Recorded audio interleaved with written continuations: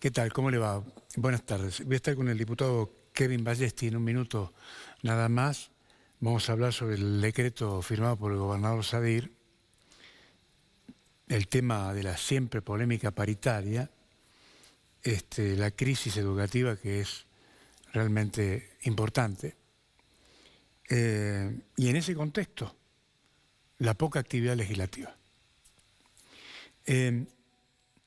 Lo que estamos viendo con la rúbrica del decreto 5084 por parte del gobernador Carlos Sadir no es más que la institucionalización, me parece a mí, de la asfixia financiera, y es un nuevo capítulo en este manual de disciplina política que el radicalismo viene perfeccionando desde hace 10 años, desde que llegó al poder.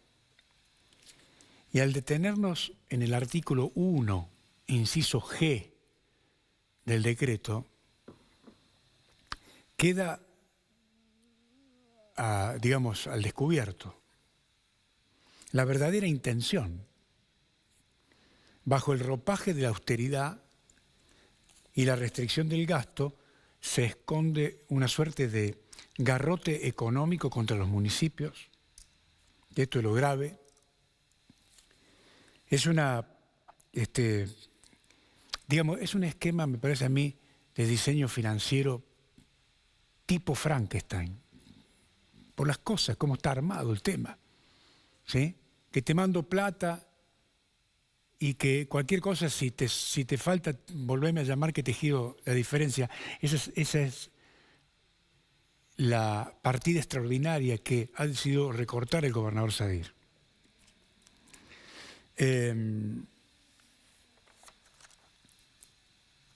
Ahora, el decreto emite deliberadamente tocar los privilegios de la casta jerárquica estatal para descargar el peso del ajuste sobre el eslabón más débil. ¿Sí? Resulta que la casta jerárquica es la que no resuelve los problemas, sino que se ha transformado en el problema. Y sin embargo los jujeños lo siguen financiando. Esto es lo que no se entiende, ¿no? Y en este contexto los trabajadores municipales son los que están más preocupados, claro. Dice López, secretario general del SION, no nos van a pagar los sueldos. De modo que el tema del salario entra en una zona de riesgo, ¿verdad? Pero lo más grave aquí es la anacronía institucional que resulta inadmisible en pleno siglo XXI, que la provincia de Jujuy sigue siendo la única en el país que no tiene su ley de coparticipación provincial. Y esta carencia no es un olvido, es una herramienta de sometimiento. Naturalmente, impulsada por el ex gobernador Gerardo Morales. No hay reglas claras automáticas, todo está digitado por el poder. Los intendentes quedan reducidos a la figura de mendigos que deben ir a golpear la puerta a una jefatura de gabinete que maneja la billetera con una discrecionalidad monárquica. Se pisotea la autonomía municipal. Los intendentes han sido votados por la sociedad y reciben plata de un señor que no lo votó nadie. Y se ignora el voto popular para sostener un esquema unitario donde el poder central, todavía bajo la sombra de Morales, decide quién sobrevive y quién no según la fidelidad política. ¿Se da cuenta? Mientras el proyecto de ley junta polvo en la legislatura, el proyecto de coparticipación provincial, por orden naturalmente del jefe político, la democracia representativa y federal se convierte en una ficción de carácter administrativo, porque estamos frente a una lógica patrimonialista, todo es mío. Es decir, todo lo que es del Estado es mío. ¿Sí? Y aquí se confunde la caja pública con la billetera privada, manteniendo como rehenes a los jefes comunales bajo un clima de miedo que Sadir, lejos de erradicar, ha decidido administrar. ¿Se da cuenta? Restringir estas partidas en un contexto de crisis galopante no es solo una medida técnica, es jugar con fuego con el interior profundo, que está muy complicado en la provincia, profundizando la precarización, que ya roza lo inhumano en muchos casos, y desafiando con una soberbia, diría yo, peligrosa, la paz social que tanto pregonan, que día a día erosionan con sus propios decretos. Pero si por un lado te dicen somos nosotros garantizamos la paz social y después las medidas que toman, ¿sí?, recalientan el ambiente en la calle. El decreto 5084 traza una línea ética divisoria que es un insulto a la inteligencia del trabajador estatal.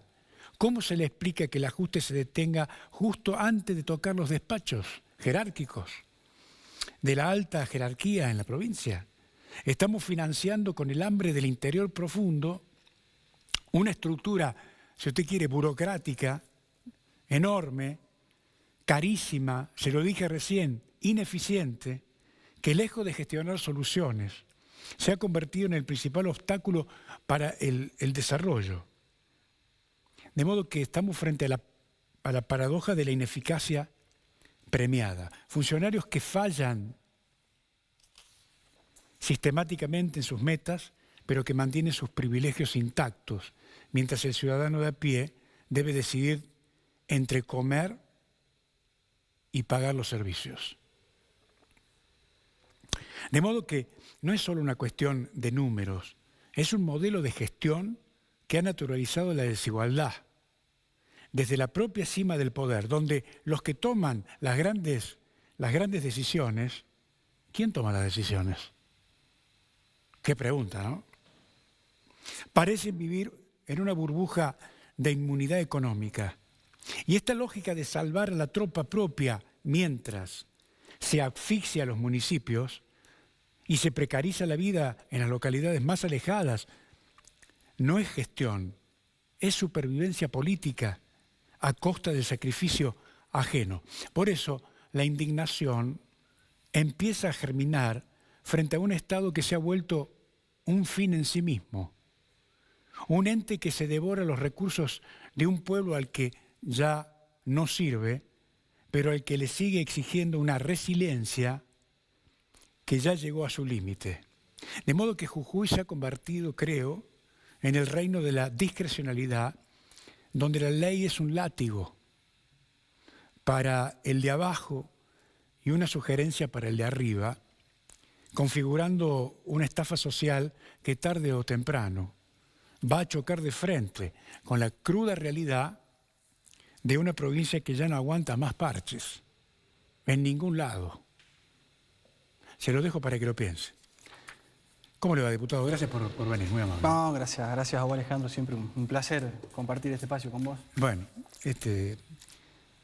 le pregunto, ¿usted está conforme con el decreto firmado por el gobernador? No, es un decreto que, primero que es escaso y totalmente errado, no dice nada. Creo que es una simulación de un problema que es mucho más grande para la provincia, que no se arregla con suspender el pago de horas extras, que convengamos que la provincia nunca pagó horas extras, siempre el empleado público cuando trabajaba horas suplementarias se le daban descansos compensatorios, con lo cual dice, che, primera vez que me entero que la provincia alguna vez pagó horas extras, en realidad no las pagó nunca. El tema es que ahí se ve que algo tenían que decir y bueno, surgió ese ítem. Después, cuando uno ve lo que es el congelamiento de la planta, todos los días ingresa gente a la administración pública. De hecho, a mí me llaman, dice, che, ahí tanto que hablan del ajuste del gasto público, habían entrado 4. Y así es en todos los rubros, que eso es un gasto inclusive de los errores de administración, es menor. Aquel agujero negro y el gran problema que tiene la provincia de Jujuy es que desde la llegada de Gerardo Morales hasta el día de hoy se ha gastado y se ha gastado y se ha gastado lo que había, lo que ingresaba y todo lo que se trajo en materia de deuda. Entonces, hoy estamos pagando las consecuencias de ya casi 12 años de mala administración de los recursos, ¿sí? el endeudamiento, las empresas del Estado, las partidas presupuestarias para las empresas del Estado, todo lo que ha sido de inyectarle plata a Cauchari, a Girsu, a Canava, a Suma, al Tren Solar. Es decir, ninguno de los emprendimientos ha logrado poder amortizar la deuda que se tomó para poder crearlos. Ninguno, por eso es que hay un secretismo de Estado y ellos manejan bajo 7 llaves todo lo que es la cantidad de intereses. Primero, la cantidad de acreedores que tiene la provincia de Jujuy. ¿Por qué es importante hablar del tema de la deuda? Bueno, el tema de la deuda tenés capital, intereses a pagar, que es el costo del endeudamiento, y el plazo. Capaz que te dan 1 año, 2 años de plazo de gracia en donde no tenés que pagar, pero en algún momento tenés que empezar a devolver. El tema es, allá por diciembre de 2015 había toda una línea, nación, provincia y municipio, en la cual era el mismo color político. Estos muchachos habían llegado con una billetera, con una caja, era canilla libre para gastar en lo que sea. Por eso se empezó a buscar, a ver cómo se va a endeudar la provincia, cómo vamos a traer los dólares y euros que a nivel global están dando vuelta y que están buscando dónde posarse. Y ahí es donde apareció Cauchari con el tema de la soberanía energética, con el tema del cambio de la matriz energética. Ahí apareció Girsu con el cambio de la matriz ambiental y la matriz de residuos. Ahí apareció Canava con el cambio de la matriz en salud pública. Y para cada empresa del Estado hubo no solamente partidas presupuestarias del Estado, que le iban inyectando plata del día 1, sino hubo un endeudamiento externo, en dólares, en euros, a organismos crediticios privados y a organismos públicos como fue una fundación de la Unión Europea, con Girsu. Entonces, cuando vos gastás y gastás y gastás y pedís prestado y seguís gastando y eso no tiene un fin productivo, así que te haga un retorno, en algún momento tenés que pagar este cheque en blanco. En algún momento había que empezar a pagar y esto se empezaba a ver principalmente en los últimos años de la gestión Morales y en lo que va de la gestión Sadia. Ahora, no es algo que lo decimos ahora con este decreto, es algo que lo venimos planteando hace varios años. Muchachos, dejen de gastar, hagan las cosas bien, achiquen. Esto no es un ajuste de gasto público. Acá lo que te está diciendo este decreto es: vamos a ajustar en lo que consideremos necesario ajustar, todo lo otro lo va a seguir manejando Freddy Morales y el ministro de Hacienda, Carlos. Porque ellos tienen la firma, la autorización de ellos, es todo lo dispuesto acá, salvo autorización de Freddy Morales y el ministro Carlos. Incluso hoy hablaba con el intendente Bravo, en el caso en el punto este que fue motivo de mi comentario, de las partidas extraordinarias. No, dice, son partidas para obritas que necesitan hacer los intendentes. Ahora, para hacer esas obritas que dice Bravo, van a tener que pedirle autorización al ministro de Infraestructura y después al jefe de gabinete. Le van a tener que pedir autorización señores que han sido votados por la gente. Sí. A 2 señores que no los votó nadie. Eso es lo que institucionalmente, te das cuenta, sí, muestra de alguna manera el perfil antidemocrático que tiene esta provincia. Sí, no solamente eso. Pero esto no es un tema menor. No es menor. Porque los intendentes tienen, es decir, ellos han votado para ejecutar un plan. Sí, y debieran tener una ley de coparticipación municipal que les garantice los recursos. Por supuesto. Año a año, por supuesto, eso tiene que pedirle permiso al ministro Stanik. Ahora, yo no creo que Bravo vaya a tener ningún problema, como tampoco pienso que el intendente Libertador vaya a tener ningún problema. No, porque ellos tienen más recaudación que el resto. No, y aparte son gobiernos, son oficialismo. Acá yo veo algo que correcto. Este es un año en donde se va a adelantar la campaña. El año que viene se elige presidente, gobernador, intendente, concejal, diputado provincial y diputados nacionales. Acá hay un enorme riesgo del oficialismo de empezar a perder poder en las intendencias. Bravo, muy gastado, Hayat otro tanto, el Churi Jorge. Entendemos que no le queda más hilo en el carretel, aunque no hay que subestimar. Y el mismo gobierno de la provincia también está. O sea, hoy tiene más riesgo de perder el poder que hace 4 años atrás. Pero sí. Entonces yo lo que estoy viendo es que van a redireccionar el gasto público para aquellos gobiernos municipales oficialistas a los efectos de, por un lado, hacer caja para el año que viene, porque la campaña se va a adelantar por el adelantamiento de las elecciones provinciales, y por otro lado, para hacer campaña. Van a hacer que en aquellos municipios amigos, que les van a garantizar un mayor caudal de votos, sí se hagan obras. Y los municipios que no son tan amigos o que no vienen teniendo una buena relación o que no han tenido buenos votos en las elecciones anteriores, y seguramente ahí van a tener que pedir autorización y quizá la autorización se demore o quizá no llegue nunca. Entonces hay que analizar mucho todas las decisiones de administración de recursos en base a las necesidades de campaña política y de caja para el pago de la... Bueno, pero ya en el proyecto de la ley de coparticipación también hay un artículo que plantea el mismo esquema para el caso de la obra pública. La sigue manejando la Casa de Gobierno. Sí. Y eso está mal. Ahora, si es una obra pública que tiene que ver con la jurisdicción provincial, es otro debate. Pero la obra pública dentro del distrito municipal la maneja el intendente. Sí, pero como el proyecto de ley de coparticipación municipal todavía no tuvo tratamiento, Sí. entonces es una expectativa, con lo cual hoy nos tenemos que... Lo único que podemos hablar en materia de administración de recursos es este decreto. Sí, claro, por supuesto. Entonces, lo otro es alarmante, pero todavía al no sancionarse la ley, no podemos decir que entre en vigencia. Pero ya sabemos que eventualmente cuál es la proyección o cuál es el método que tienen ellos para la administración de recursos en caso de que salga la ley de coparticipación. El tema es esto. ¿Sí? Acá, el motivo de esto es lo que se muestra. Los motivos que hay por detrás pueden ser variados. Por un lado, el gobernador cuando se presentó en la apertura de sesiones dijo que las cuentas estaban en orden, que habían superávit fiscal, lo mismo que venía planteando el ministro de Hacienda pocos meses atrás. O sea, terminó el 2025, esto era Suiza. Arrancó 2026, seguía siendo Suiza, salvo estos últimos días en donde no hay un déficit de 3 millones de pesos y ya hay una contradicción entre lo que se declara en la apertura de sesiones y lo que empieza a surgir ahora como acto de gobierno. Ahora, lo que yo te planteo es otra cosa distinta. ¿Y si acá no se está pudiendo pagar deuda? Sí, claro. Es que, ¿Por qué no blanquean el monto de la deuda, la cantidad de intereses? ¿Por qué no blanquean cuáles son los próximos vencimientos? Che, tenemos los recursos para poder comprar todos los dólares o todos los euros para poder pagar la próxima cuota de capital, la próxima cuota de intereses. Lo que tiene que entender la gente, diputado, es cierto lo que usted dice, es una hipótesis. Lo que tiene que entender la gente, me parece a mí, es que el cambio de matriz productiva vendido por Gerardo Morales se ha transformado en la maldición para la sociedad. No. ¿Sabes por qué te lo digo?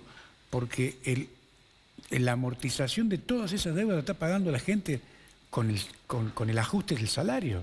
Le está pagando ahora, la va a pagar el año que viene y la vamos a pagar por supuesto, durante varias gestiones de gobierno. Porque al no saber cuáles son los plazos que quedan y cuáles son los próximos vencimientos, uno no puede hacer una proyección. Y el tema es que estos tipos están acostumbrados a que las proyecciones del gobierno son cada 4 años.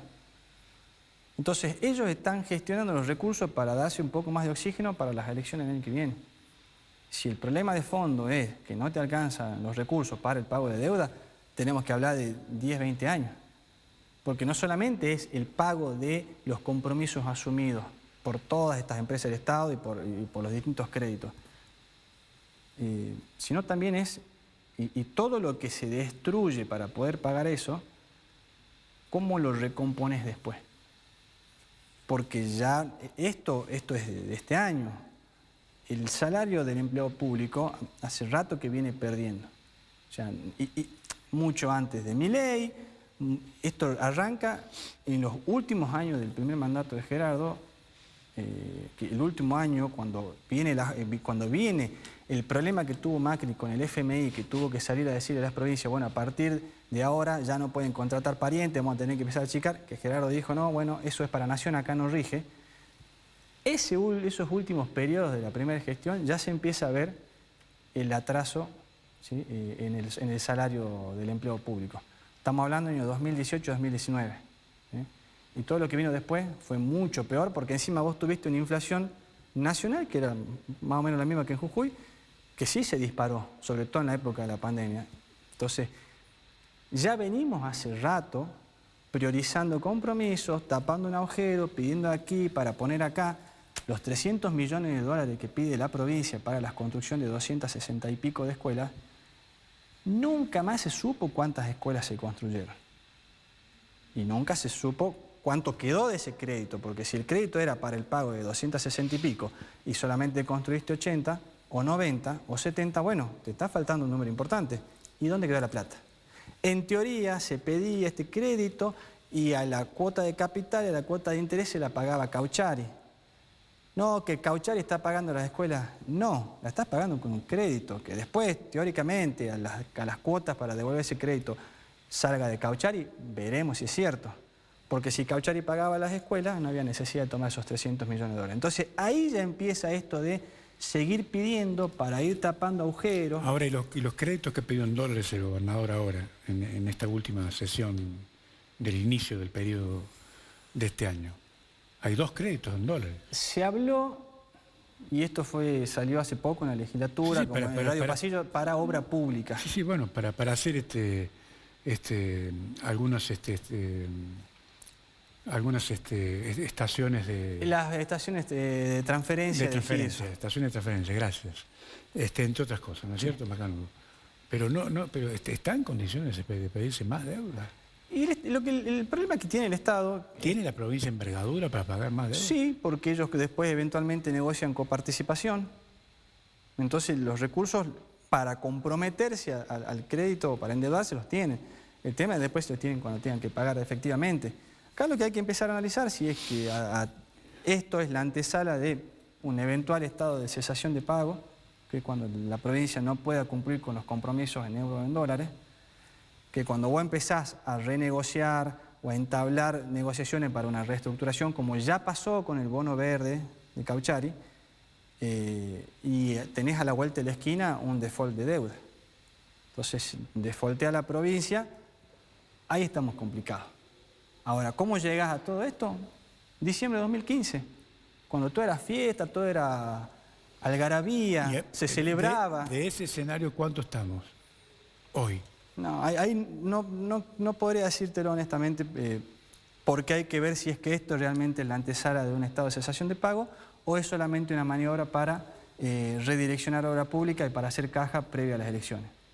Las dos situaciones son graves, porque te habla de un gobierno que administra mal los recursos, que no cumple con el diseño financiero, económico y administrativo de la provincia, sino que hace lo que puede o lo que quiere para poder estirar un poco más sus chances de mantener el poder. Entonces eso es grave porque estos tipos cuando piden el voto, nosotros cuando pedimos el voto, lo pedimos para cumplir con la ley. El diseño institucional que tiene la Constitución de la provincia y todo el marco normativo, si uno lo cumple y tiene por ahí un pequeño margen de error, no debiera tener estos problemas. El tema es que estos tipos llegaron a saquear la provincia. Entonces se están quedando sin recursos y empiezan a estirar como chicle, sacan de un lado, sacan del otro y en el medio lo paga la gente. Porque cuando vos llamas a la comisaría porque te han entrado en la casa del vecino, te dicen, tenemos personal pero no tenemos combustible, no tenemos el personal o no tenemos vehículo ni combustible, vas a los hospitales, no te atienden, o te atienden pero no tienen medicamentos, no tienen insumos. El profesional de acá te dice, che, yo me tengo acá un jefe de, no sé, cardiología, de pediatría, ni bien arranque en Salta cobra el doble. Acá yo como director del área cobro la mínima. Entonces cuando vos empezás a ver, son un montón de detalles pequeños, pero que en el acumulado hacen un problema serio. Y deriva de la mala administración de recursos. Y todos estos tipos son contadores. Son todos economistas. ¿Cómo puede ser que en una gestión de gobierno eso no quiere decir nada, con puros economistas y contadores andan las cosas? Eso no quiere decir nada. ¿Por qué? Por la falta de ética pública, porque estos tipos llegaron a exprimir a la provincia. Peronismo te dejó la vara con la obra pública, con la licitación, con la compra directa y con los cargos. Estos tipos todo lo maximizaron. La provincia tenía 270 y pico, pasamos los 1000 funcionarios. Había una empresa del Estado que era GEMSE, ahora tenemos 8 o 10 empresas. Ha sido todo así, exprimir, sacarle la provincia. Y bueno, ahora estamos pagando esto. Estas son las consecuencias de más de 10 años de un régimen de saqueo. Me quedan 2 minutos. ¿Cómo la libertad avanza, teniendo en cuenta este diagnóstico que te hace, y eventualmente un escenario de desembarco en el poder de la libertad avanza? ¿Por dónde empiezan? ¿Lo están hablando? Sí, te la puedo responder únicamente a la mitad porque yo hoy te hablo como legislador. Ley de auditoría de deuda pública. ley de auditoría de las empresas del Estado. Los estados financieros, balance, estados contables, todo lo que ingresó, lo que egresó. Por algo se metieron en el Consejo Profesional de Ciencias Económicas, por algo se reformó, se cambió, se eliminó el ex Tribunal de Cuentas. Está todo hecho para cuidarse el traste, ellos por lo menos los 20, próximos 30 años, porque sabe que metieron la pata hasta el fondo y ya no hay vuelta atrás. Ahora, ¿nosotros qué nos queda? Pedidos de informe, proyectos de ley, pechar y pechar y pechar para que se transparenten las cuentas públicas. Lo vamos a lograr en algunos puntos sí, en otros casos seguramente nos va a costar más tiempo y eso seguramente va a avanzar mucho más cuando la gestión de gobierno cambie. Yo hace poco más de un mes y medio había hecho un pedido de informe para que me digan cuánto ganaban los directivos de Canava, desde que arrancaron hasta que se fueron. ¿Les respondieron? Me respondieron y después me informaron que había una prórroga porque la empresa no encontraba los recibos de sueldo. O sea, 2 directores. La empresa todavía no encuentra los recibos de haberes desde 2017, 2018 hasta la fecha. Grave, grave. Capaz que se perdieron, capaz que, no sé, perdieron Sí. la llave de la oficina de los recibos de sueldo, vaya uno a saber. Claro. Bueno, ese es el tema. Con esa poca transparencia es muy difícil poder conocer todo, pero se está trabajando para eso. Kevin, gracias. Gracias, Alejandro. Gracias por venir, muy amable. Nos reencontramos mañana. Chao.